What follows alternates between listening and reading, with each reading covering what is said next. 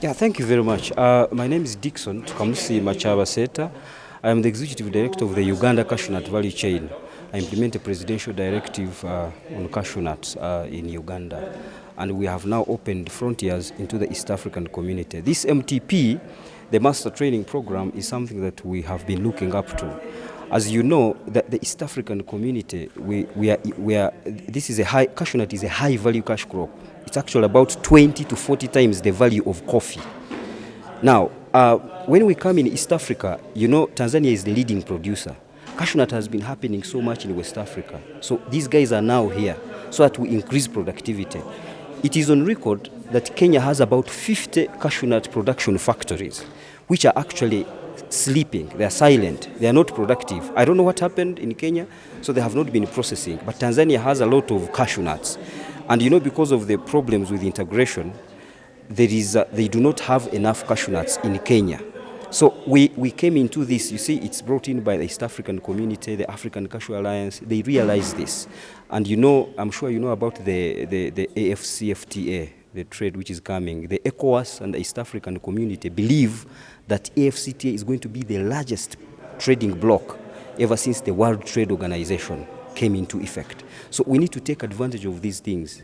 That's one of the reasons why we came up together with GIZ to support this program here. So these people have been trained. We have really learned a lot.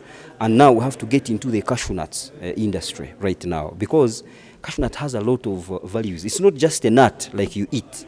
It's actually more than a nut. A nut has a bunch of things. If you see this nut, this is a cashew nut. It has an apple. Cashew has an apple. You see, it has an apple. It's not here, but it has an apple. And this nut, when you break it, it's a biomass. This is what actually in Vietnam they are using to make brake pads. So you eat the nut. They have an apple, very expensive apple, which is making precious wine. And people are doing, you know, this biotechnology. They are making stuff. You see, Kenya used to be a leading economic powerhouse in the East Africa. Until last year, Tanzania took lead. In production. Yes, in production. Now, Tanzania is now leading. Even economically, you can see things are happening. So that's one reason why we actually adopted the training. We believe in cashew nut as a new frontier, a new trade frontier in East Africa. Let me ask, can I assist you to this program? Have you received any support from the Ministry of Agriculture or any government official for the support? Yeah, actually, this program is not free as per se. It's actually more than, if you see the cost of studying this program, it costs like 2 master's program. And it is very expensive. So when the governments definitely support locally in the country where we come from, but with development partners, these people kind of mobilize funds if they do, like GIZ. That's why we are grateful for GIZ, eMove.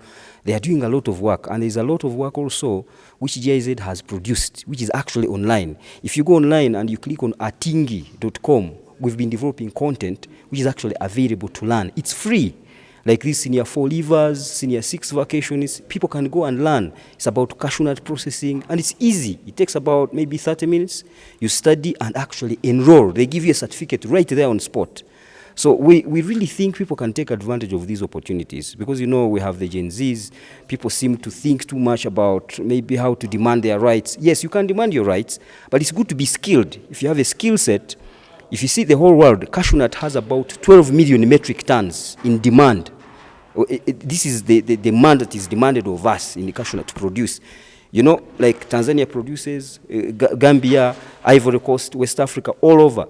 They only manage to produce about 4 million metric tons. You can imagine the global demand. 12 million metric tons. The whole world, Vietnam, India, everywhere, West Africa, they only produce 4 million metric tons. Meaning we have about 8 to 9 million metric tons in demand.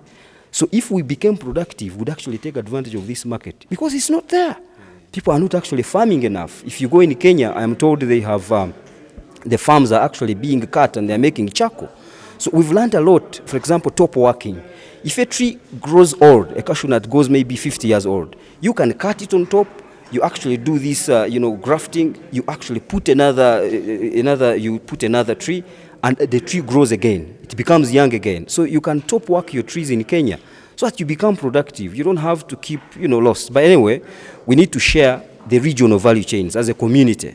You know, East Africa has been here. We are trying to do integration, but what is integrating us? So having all these countries, Kenya, Uganda, Tanzania, all over here, South Sudan, Rwanda, Burundi, Zambia, Mozambique, which was actually doing very well, but because of the war there, it's been in conflict. But it used to also do very well in cashew nut. So we are rising, and I think we need to really take advantage of these new trade frontiers in high-value crops. Yeah. So Thank you so much, sir. thank you very much. You're welcome.